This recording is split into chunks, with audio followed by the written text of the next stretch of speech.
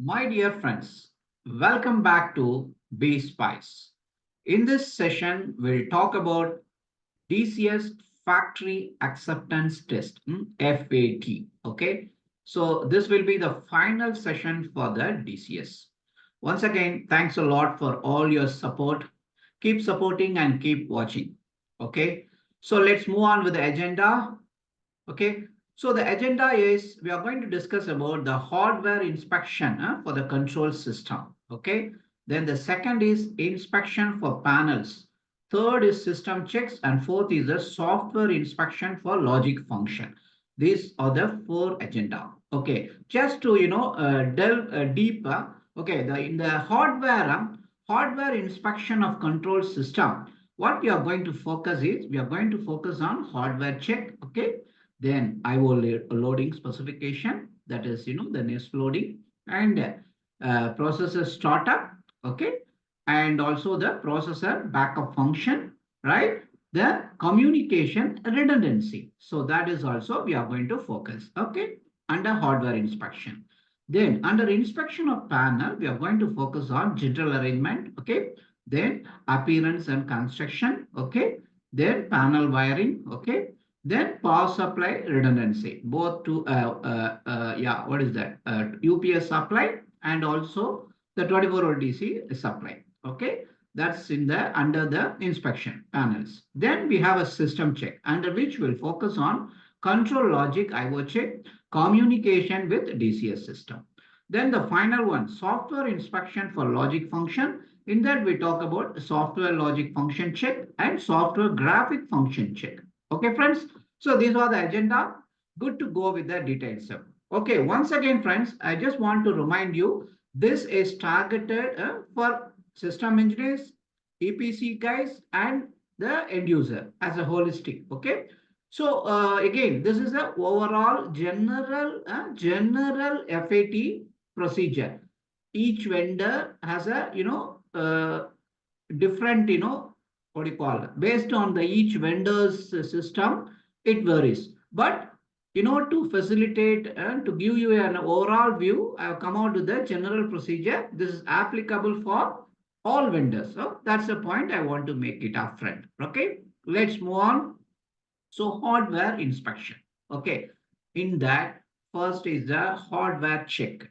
Okay, so what is the outline? All hardware components for which test certificate exists are subject to complete testing before being staged for inspection. So basically what I'm going to do like this. First, I'll just make an outline. Okay, then the objective, then alarm check. I mean, sorry, objective, then the references, yeah, procedure, and what is the criteria, meaning pass or fail. That's the version I'm going to follow for all the checks. Okay, the first check, hardware check. Okay, in this outline is all hardware components for which test certificates exist, all subject to complete testing before being staged for inspection. So we need to have all the test certificate, friends. That's it, for all hardware components. Okay, then we need to review the test certificate of the testing tools also, like the calibrator, source, milliamp source, simulator, all those we need to test. This is a hardware check outline. So what is the objective? Objective is to verify the test certificate for the following items like power supply, controller, IO module, communication module, all these. That is the objective of this check. Okay. Of course, the testing tools, multimeter, current source simulator, mega ohmmeter, all these. Then what are the references? We need to have the system configuration and the BOM, right? So with this only, we can do the checks, right? Right. I hope this is clear, right? Hardware check. Under hardware check, we are going to check all the certificates of the hardware involved, right? Right.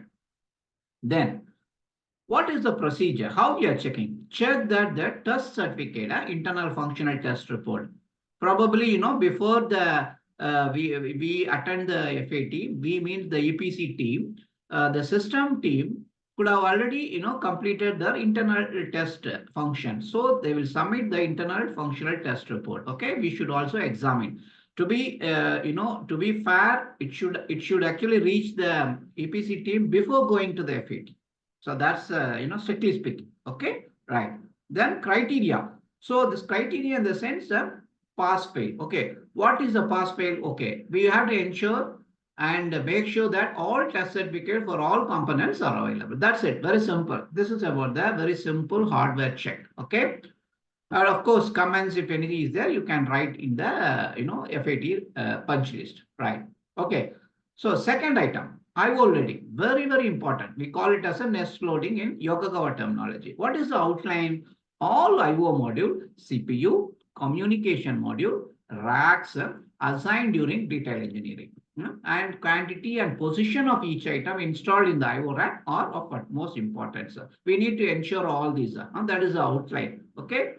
And friends, you if you have any difficulty, I request all of you or whoever is viewing this video for the first time, you go through the series of DCS videos. I have given the all the videos in the playlist under DCS. You check because we have done systematically.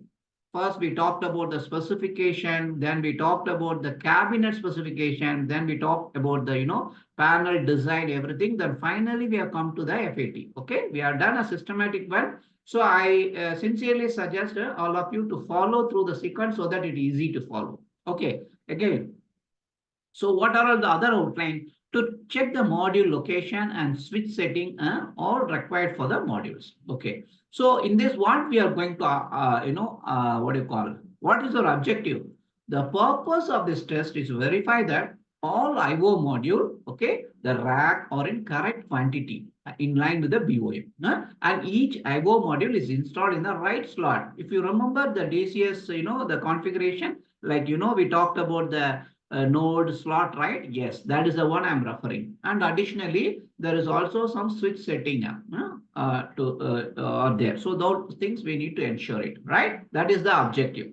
Then, and also check if any spare terminals are available. So what document you need? You need the approved system configuration, that is architecture drawing, and also the panel general arrangement, right? We have seen, right? We have covered all type of panel, right? System, analog, marshalling, digital, all this, right? Yes. So these are the documents we need. Then, what is the procedure? How we can do this? Okay. Visually check that each IO module, CPU, communication module are installed in correct slot and check the module model and type. Okay, friends, right? Module model and type means analog, then digital, all these. So visually check that each IO rack is in correct in quantity, okay, and installed in correct position. So that's the procedure. And of course, visually check if all labeling is in order. Labeling means tagging, okay. Then spare capacity, spare channel in IO model. See, like 20% means in line with project spec, we need to check that. Then spare slots in IO rack, okay, all these, right? Then what is the criteria for pause or fail? The quantity, the location of IO module, CPU, communication module, IO rack, or in accordance with the approved system architecture, system configuration. That's it, friends. Now we are done with hardware check and the certificates all. Now we are done with this IO loading and the nest loading, right? Okay. Then another important processor startup. What is the outline here? See, control system goes to its operating environment on powering up, right? Yes, provided that all application images are stored in the respective media. Okay, right. So what is the objective here?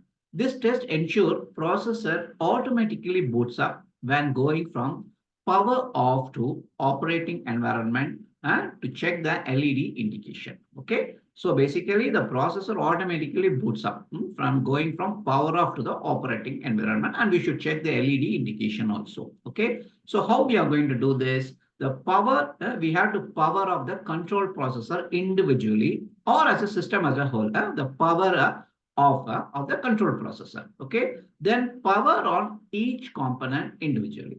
Right. Right. Right. So like this, we have to do it and we have to record the scan time. Okay. Then criteria, each component boots up automatically and all LEDs normal, meaning green, no red. Okay. That's it, friends. Now we are done with the hardware check certificates. Then what else? Second, we are talked about, what is that? We talked about IO loading, right? That the less loading. Then the processor startup. Okay. Now we go to the fourth item, processor backup function. Okay. Processor backup function. Okay. What is the outline here? Control system provides automatic switchover from primary to the backup processor. Okay. When a fault occurs in primary. Very simple. Okay. So when a faulty processor is repaired, it can be reinstalled back as a backup processor without affecting the operation of the primary processor. So this is the outline.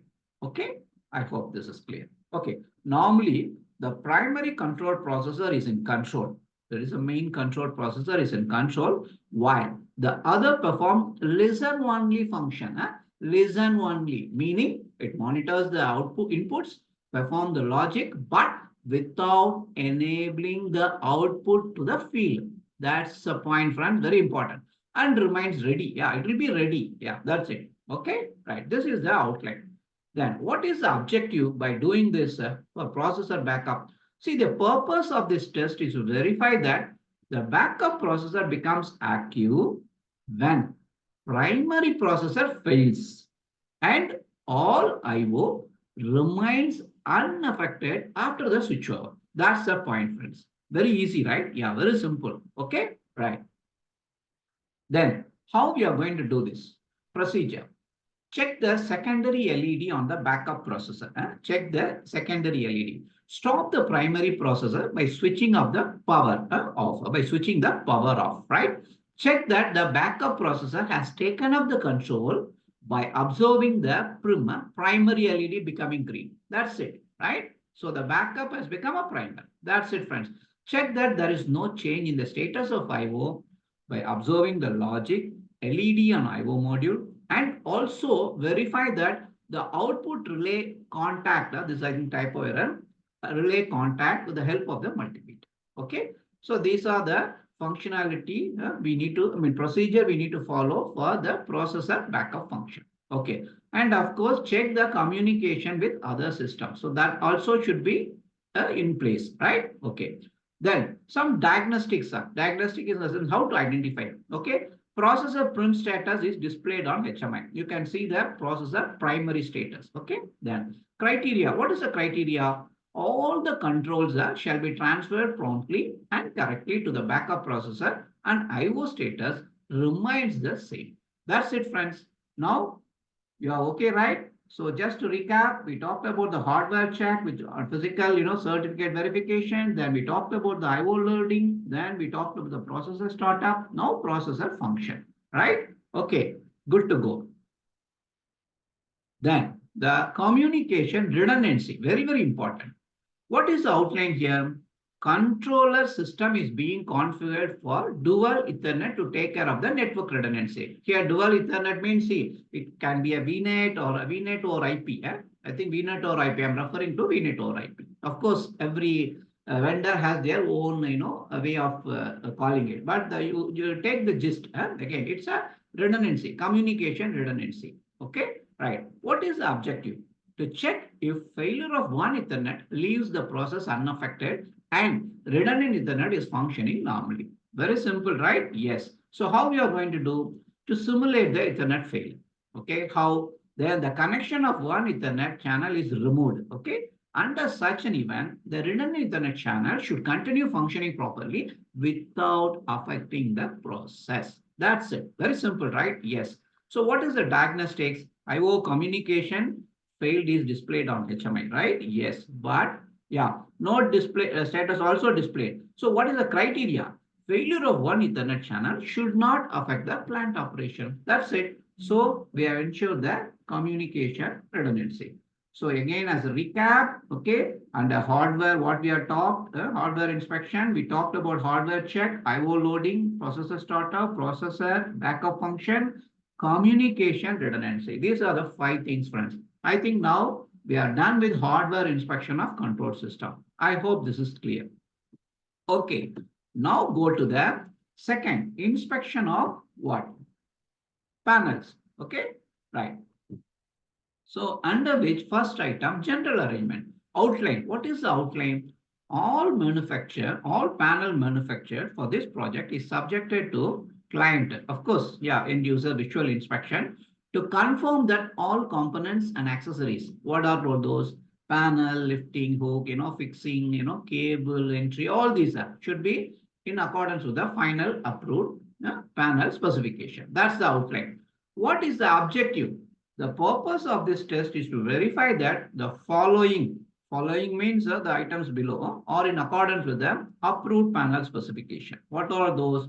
Visual inspection to confirm that all material as per the panel drawing and confirm all components, accessories are mounted as per the approved panel drawing. Friends, if you remember our previous video, we have talked about the, internal arrangement, right? Inside all components are mounted, right? Power supply, IO modules, all those, right? Yes, that is what I'm referring here. Okay, that's the general arrangement.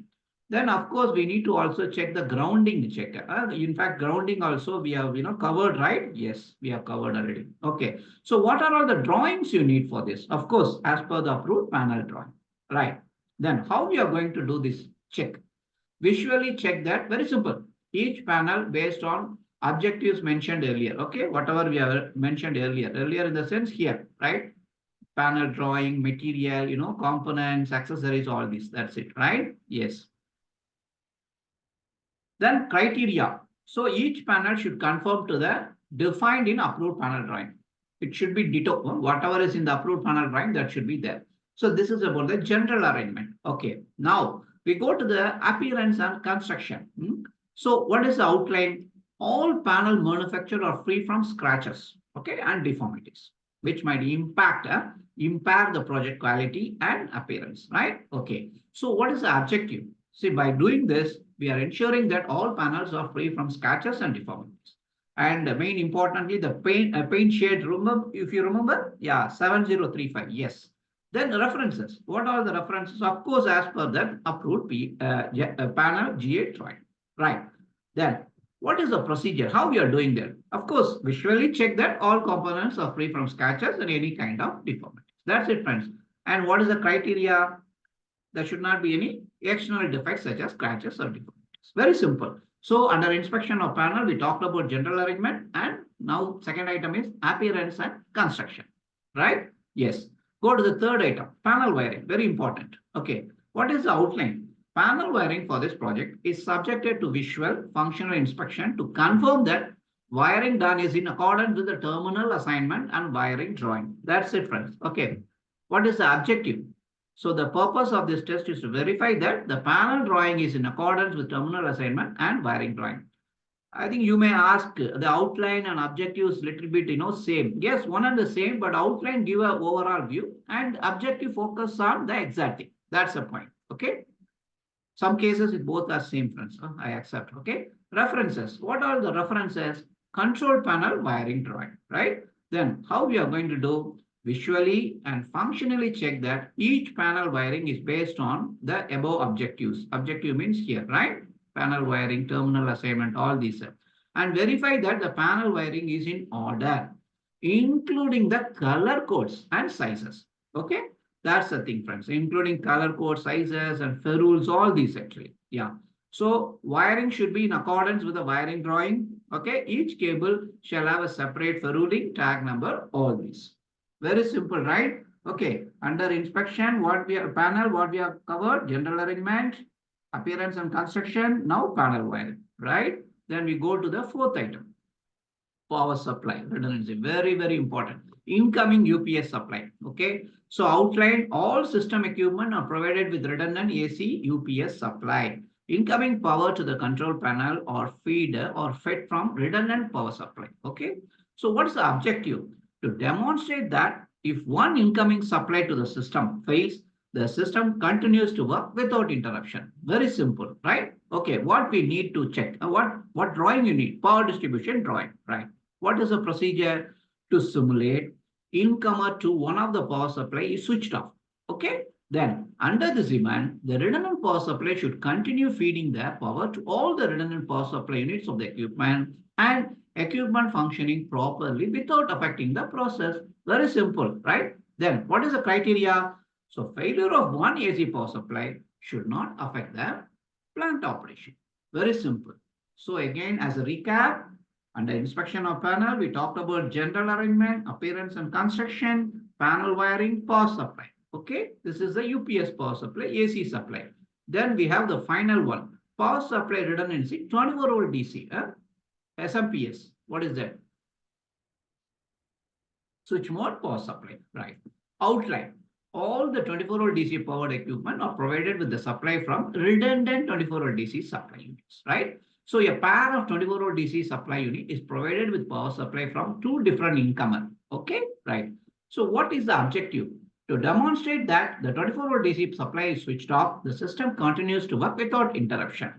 References, of course, we need the power distribution drawing. What is the procedure? One of the 24-volt DC supply unit is switched off. Okay, the second 24-volt DC supply continues to feed the power to equipment without interruption of the process. As simple as that. So we are done with this inspection of panel. Okay, what is the criteria? Of course, failure of one 24-volt DC supply should not affect the plant operation. Right, friends? I hope this is clear, right? So now we have completed, what is that? We have completed hardware inspection of the control system and inspection of panels, right? Okay, now we go to the system checker. Very, very important. Control logic IO checks. So what is the outline? The following functions are part of this, part of the console. Okay, right. Simulation of IOs, simulation of IOs from PC, that is PC or engineer HIS or engineering station and TB level. Okay, IO mapping. Okay, right. I think sorry, this is actually a typo error. Part of the control logic checks. The following function a part of the control logic checks. Okay, simulation of IO from whether your PC, HIS or engineering station. Okay, and IO mapping. So what is the objective? To ensure that all IOs are simulated from TB and checked in the HIS. That's it, friends. See, field loop check, that is different, right? After going to site, we do that. But now what we do from the TB and to the system, that is the point here. Of course, you know, right? Yeah, of course, experienced engineers, again, you can excuse me. This video is exclusively for freshers and intermediate. Okay, friends, right? So the objective, yes, again, online modification and logic should not affect the process. That is also we need to ensure it. So what are the reference? Of course, we need the IO list. So how we are doing it? At HIS, input and output are forced through the software and observe if the corresponding IOs are simulated in the logic and verified in the graphics. Very simple, right? Then criteria. Simulation of IO at both engineering or HIS and TB level should be reflected, friends. That's it, friends. Very simple. Okay. Now, second item, very, very important. Communication with DCS. This is for the subsystem, right? Yes. Communication between this is again a typo error, PLC. PLCs and DCS over Ethernet network. Okay. DCS IO mapping. Okay. Right. These two things are the outline. Objective to check the communication between PLC and DCS over Ethernet network. Okay, to check all IO points defined in DCS interface list are mapped properly with Modbus register and its data is reflected in DCS. Of course, I have considered as a Modbus, but again, you have to see what is your Profibus or Profinet, all this, right? Yes. So references, of course, we need the DCS interface list. So what is the procedure? Simple. Simulate the IO point and ensure that the data is reflected in DCS. So what is the criteria? Simulation of DCS IO points of the PLC system should be reflected in DCS, friends. That's it, friends. Very simple. Okay. Now we are done with communication also.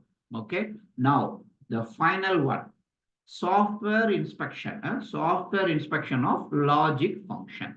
So under which the first item, software logic function check. Okay. Outline. The logic developed for that particular project is based on the control philosophy, right? Yes. So the functioning of the logic is to be checked. That's the outline. So what is the objective? The purpose is to verify the logic generated by the vendor for the particular project is as per the control philosophy. Very simple. So what are the documents we need? Of course, control philosophy. Then how you are going to do? Simulate the inputs as per the logic and confirm the corresponding output. Very simple, right? Yes. Criteria. The logic generated should function as per the control scheme. whether it's a regulatory control, sequential control, all these we need to check. This is about the software function check, logic function check. Okay. Friends, I am giving a general idea. We need to go into deep for each system actually. Of course, if you want to have a, exclusively for Yokogawa system, you can write to me, given my, email ID, we can have a separate session. Okay, this is a general one. Of course, this is good enough, but if you want, you can write to me. Okay, software graphics function check. Okay, second item. This is graphics, right? So what is the outline? The graphics developed for this project is based on, of course, the PND and philosophy, right? Objective, to verify the graphic generated or as per the PND and control philosophy. Then we need to do the alarm check also as per the alarm list. And the trend display, that is actually all analog inputs are logged in for trending. And that is also we should ensure. So what are all the references document? PND and control philosophy, of course, alarm list, all these. Procedure to simulate various IO and confirm corresponding output in graphics in the HMI. Criteria, graphics should function as per the control philosophy and that ranges also should be checked with the units, respective units. That's it, friends. Very simple, right? Yes. So I hope I have given a very, overall idea about this. What do you call it? The functional factory acceptance test for the DCS. So again, as a recap, first we talked about the hardware inspection, right? Under which we covered hardware checks, the certificate verification. Then we talked about the IO loading specification. Then we talked about processor startup, then processor backup function. Then the communication, 5 item we discuss under hardware inspection, okay, of control system.